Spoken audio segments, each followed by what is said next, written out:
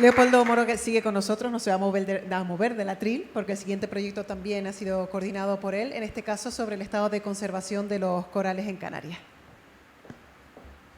Bien, los corales. Bueno, nosotros desde hace bastante tiempo teníamos constancia que se estaban produciendo en las últimas 2 décadas cambios significativos en el medio marino, algunos de los cuales afectaban a los pocos bosques de corales que conocíamos, que no eran ni siquiera bosques, eran en pequeños enclaves con corales. El problema es que como estaban a cierta profundidad, fuera de lo que es el típico buceo recreativo, lo consideramos una tarea muy complicada, y fue con la llegada de la línea de financiación ITI Azul de los fondos FEDER, donde vimos la oportunidad y empezamos. Pero estaba todo por hacer, ¿no? Entonces, a mí me daba mucha envidia cuando he visto la charla de uno de mis compañeros de todos los métodos que se están desarrollando para hacer el seguimiento en el medio terrestre. En el medio marino nos encontramos con esto. En tierra podemos tener fotografías tomadas de muchas formas y con regularidad. En el medio marino lo que tenemos siempre en las imágenes es que es azul, como si no hubiera nada debajo. Pero es que esa complejidad es cierta, ¿no? En el medio terrestre tenemos todas estas opciones y en el medio marino simplemente si nos metemos con una gafa de tubo nos volvemos miopes, solamente vemos unos poquitos metros alrededor. A partir de ahí está todo difuminado y de color azul. Si bajamos más, además no hay luz. Y la poca información que tenemos más abajo de 50 metros es gracias a algunas campañas oceanográficas que han habido, poquitas en la historia, y a lo que nos pasan los pescadores, que dicen, ¿y esto qué es? Entonces teníamos constancia de muchas especies de corales que habían en Canarias, pero no sabíamos ni cómo se distribuían, ni cómo se relacionaban, ni qué comunidades hacían, ¿no? Con eso empezamos a hacer primero el cartografiado de estos fondos entre 50 y 120 metros, donde no había información, primero en Chinijo y en el beril de Cagafrecho, en Lanzarote. Es complicado, porque no tenemos ni siquiera el relieve submarino, porque las curvas batimétricas que existían eran de 50 en 50 metros. Entonces hubo que hacer una batimetría, o sea, un levantamiento topográfico de detalle, lo que supuso, por ejemplo, en Chinijo recorrer con barco 1.200 kilómetros para cubrir toda la superficie. Después se utilizó el sonar de barrido, porque el sonar de barrido te da, bueno, como se está viendo un poquito en la imagen, lo que te da es un relieve, te muestra distintas texturas y también las elevaciones del fondo con más detalle. Pero no sabes a qué corresponde esa textura. Entonces, a continuación lo que se hace es una malla que ocupe toda la superficie de estudio y que represente todas las distintas texturas que se están viendo. Con eso se obtiene información de cuáles son las comunidades que hay. Y se elabora un mapa bionómico, que es el que vemos ahí donde está bionomía. Entonces, también en los fondos más profundos y blandos se han realizado muestras de sedimentos, porque veíamos organismos que no sabían lo que era, se han tomado muestras, y en los sitios más importantes desde el punto de vista de los corales se han realizado buceo técnico profundo, buceo hasta 90 metros de profundidad, que es muy complejo, pero es lo que va a dar la mejor información. Actualmente estamos haciendo lo mismo, allí eran 250 kilómetros cuadrados, ahora mismo tenemos 2 proyectos en paralelo que terminarán este año, con 360 kilómetros de cerca litoral, la mitad en cada isla. En Tenerife hay más porque la pendiente hace que la plataforma insular sea más pequeña. Y bueno, en este caso van a ver, aparte de la batimetría que está hecha y el sonar que ya está hecho, 1.500 puntos de vídeo y 240 de ROP. El problema del vídeo es que como estás filmando con un cable a 100 metros, la imagen no es, te ayuda pero no es buena, y con el ROP tienes imágenes estáticas y funcionan bien. Se harán las bionomías, la que tenemos aquí, la de Lanzarote, porque las de estas islas no están hechas, y se va a hacer mucho esfuerzo en muestrear los sedimentos, porque en Chinijo vimos que fue insuficiente para muestrear todas las dudas que surgían, y también se ha aumentando el buceo técnico, que ya se ha hecho la primera campaña en Tenerife y se han visto pues bastantes novedades. Al respecto, ahora lo que no sé cómo hacer aquí para que se ponga en marcha el vídeo para que vayan ustedes viendo. ¿Hay alguna forma de darle play a esto? ¿Esto tiene un puntero? No. Y no hay a ver si pueden darle play. Ahí, play, perfecto, para que mientras que hablo vean, a ver si camina, y si no, dejamos la imagen. Bueno, dejamos la imagen, no es grave. Son las imágenes que pueden ver en la televisión de fuera. Solamente en Chinijo, con las bionomías que se han hecho, con los estudios que se han hecho, se han detectado 61 comunidades diferentes en función de los sustratos y las especies que las formaban y cuáles eran las especies dominantes. Hay que pensar que de este rango batimétrico no teníamos información, solamente buceos puntuales de algunas personas. Y aquí son 61 comunidades identificadas, sobre todo con las especies que dominan, porque ahí no se trabaja en detalle, y cartografiadas con su superficie, también en Verí de Cagafrecho, con lo que suponemos que ahora en Tenerife y en Gran Canaria van a ser más comunidades diferentes. Esas 61 están agrupadas dentro de 9 grandes paisajes submarinos. Luego, paralelamente a la cartografía, creíamos que era muy importante hacer un estudio de caracterización y una referencia base, de tener una referencia base de en qué estado de conservación se encuentran estas comunidades de corales mesofóticos, donde llega poca la luz, de cara al seguimiento futuro. Dado que hay cambio y sabemos que hay cambio, había que establecer unos parámetros básicos. Para eso elegimos corales mesofóticos en las islas cálidas y en las islas frías. Fue en La Palma y Lanzarote. También se cogió una comunidad que hay muy relevante en Montaña Clara, en Chinijo, y ahí se han caracterizado todas las especies estructurantes, pero también todas las faunas, o sea, se ha caracterizado el bosque y el sotobosque, también toda la fauna de esponjas, de algas, todo lo que había, incluso de microinvertebrados. Resultado de ello, se han descrito varias nuevas especies y, lo que es más interesante, se han descrito también especies nuevas de gorgonia, en este caso un género nuevo de gorgonia. Pero eso solamente estamos hablando de lo que se ha hecho antes en Chinijo. Es que los resultados de esta primera campaña ya están sacando al menos 3 nuevas especies de corales en Canarias que no lo sabíamos. Lo que no solo interesante, porque aumentamos la biodiversidad, sino que vamos a quitarnos un poco la idea de que el medio marino es muy constante y que todos los fondos son iguales, y estamos viendo que no solo hay diferencia entre las islas o entre las Islas Canarias y el Mediterráneo, que suponíamos que las comunidades circalitorales iban a tener las mismas especies, más o menos cambiando sus relaciones y sus densidades, es que no, es que hay procesos de especiación. Según los expertos que están trabajando, incluso notan diferencia en las especies que hay por la antigüedad de las islas. Desde luego afecta mucho, por ejemplo, las islas más antiguas tienen procesos sedimentarios mucho más potentes que las islas más modernas, como puede ser La Palma, ¿no?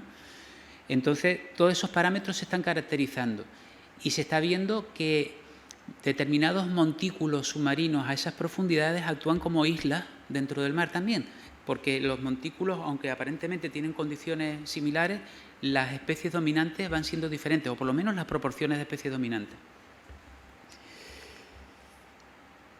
Bueno, como decía, se han definido los indicadores ecológicos apropiados. De hecho, se han dejado sensorizaciones, o sea, registradores de datos que nos han permitido ver, por ejemplo, cómo estas olas de calor en el medio marino que estamos detectando en superficie también están ocurriendo a 60 y a 80 metros de profundidad. Otro tema que se ha tratado, porque mientras que se veían que había muchas especies de corales afectadas por las artes de pesca.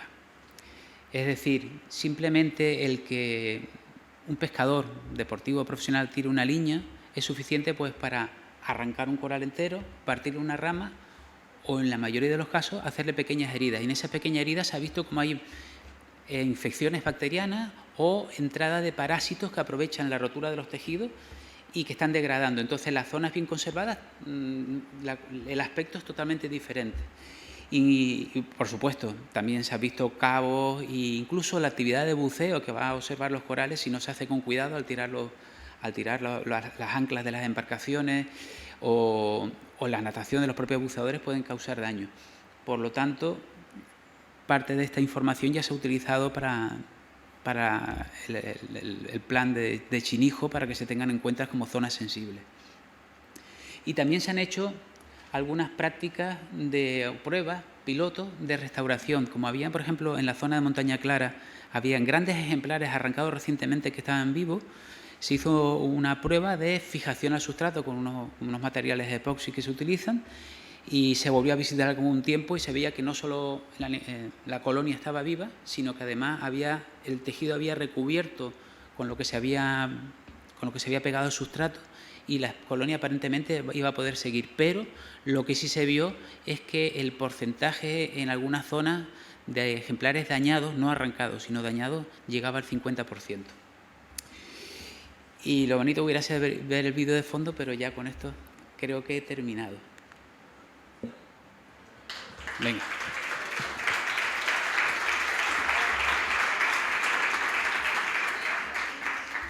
Muchísimas gracias, Leopoldo.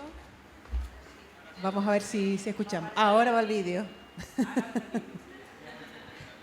Bueno, si quieres lo podemos dejar de fondo porque en realidad ahora que vamos a abrir turno de preguntas, 2 de ellas o casi 3 van a ir destinadas a él. O sea que yo creo que en un principio lo podemos dejar de fondo que nunca está de más.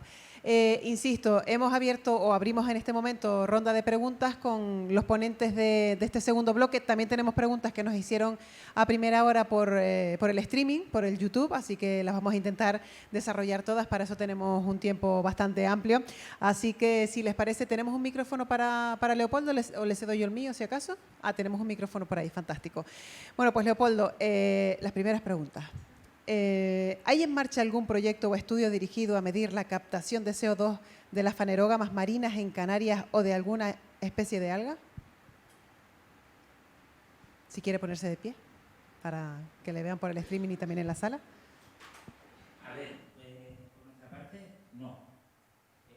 Yo creo que hay estudios que se han realizado por parte de las universidades, pero no es nuestra parte. A nosotros sí lo que nos han venido varias veces a preguntar de empresas que para los créditos de carbono famosos querían hacer proyectos de restauración de sebadales, diciendo si un sebadal coge tantos kilos de CO2, cuántos metros de sebadal tengo que ver. El problema es que cuando nosotros nos lo han propuesto, le hemos dicho, digo, primero tendréis que lograr hacer una restauración de sebadales, porque si lo que vas a vender es que voy a crear 10.000 hectáreas de sebadales y van a durar 6 meses, lo que vas a hacer es crear mayor huella de carbono para hacer ese ejercicio. Entonces, yo no le veo hoy por hoy una posibilidad. La única posibilidad de generar esa captación es intentar que las praderas que estén se sigan conservando y, si podemos, invertir en reducir las presiones actuales de los proyectos ya existentes para que se recuperen ellas solas. Pero plantar por decir voy a hacer aquí un huerto de sebadales no funciona. Otra cuestión sería, ¿podría ser esta captación de CO2 una herramienta que ayude a restaurar estos ecosistemas marinos? Bueno, es un poco, ojalá fuese, pero creo que la inversión, y así incluso cuando las empresas que me han preguntado querían hacerlo, he dicho, digo, hombre, a lo mejor ustedes podían invertir en mejorar los emisarios y garantizar la conservación de parte de algunas praderas, pero no puedes plantar una pradera cuando hay unas presiones encima. Una tercera cuestión también para usted. Situación de la fanerógama marina halófilita, ¿puede ser? Halófila. Halófila, después y en la actualidad, entiendo que es la pregunta, ¿hay seguimiento? A ver, tenemos seguimiento en las cartografías que hacemos nosotros. No hacemos un estudio bionómico completo como pudo hacer el Cabildo de Tenerife en su momento. Lo que hacemos es las áreas conocidas de sebadal, incluida la de la halófila, se vuelven a visitar. Entonces, no sabemos realmente lo que está pasando fuera de esas áreas, pero entendemos que si en el histórico no ha habido sebadal, es difícil que ahora esté surgiendo. En el caso de halófila, hasta donde yo tengo entendido que en su momento era una especie que se dio como novedad, creo que en el litoral de Rada Azul, pero una especie tropicaloide, está bastante extendida a ciertas profundidades. Y además no solamente está en Tenerife, se ha visto en varias islas, pero no le estamos haciendo un seguimiento concreto, puesto que no vemos una amenaza importante sobre ella. Muy bien, muchísimas gracias. Teníamos por YouTube una pregunta para Sofía, pero no la tengo aquí, sino el comentario, pero la pregunta no. A ver si me la pueden hacer llegar para que la persona que nos ha visto por streaming y tenía una pregunta para Sofía, pues no se quede también con las ganas. Vamos a ver. Bueno, nos han hecho un comentario y es que este tipo de jornadas son fundamentales para dar a conocer este tipo de trabajos que se están realizando, que tal y como estamos viendo son realmente productivos y útiles. A ver, segundo. Vale. Me quedó la duda de si en el proyecto Famara estaban usando compost de origen insular para la plantación y si no sería también una oportunidad de generar sinergias virtuosas en la isla. Gracias. Bueno, nosotros estamos utilizando diferentes tipos de sustratos en el vivero.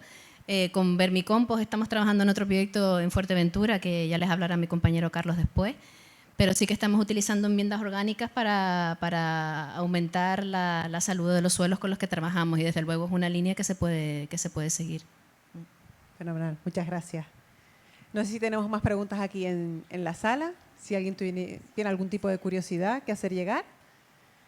Y si no hay más preguntas, gracias a quienes han participado, por cierto, gracias también a todos ustedes por estas charlas a lo largo de la mañana. Nosotros vamos a hacer un pequeño receso para el almuerzo y a las 2 en punto retomaremos conociendo nuevos proyectos y también a la tarde ya saben que tenemos una interesante mesa redonda. Hasta dentro de un rato. Gracias.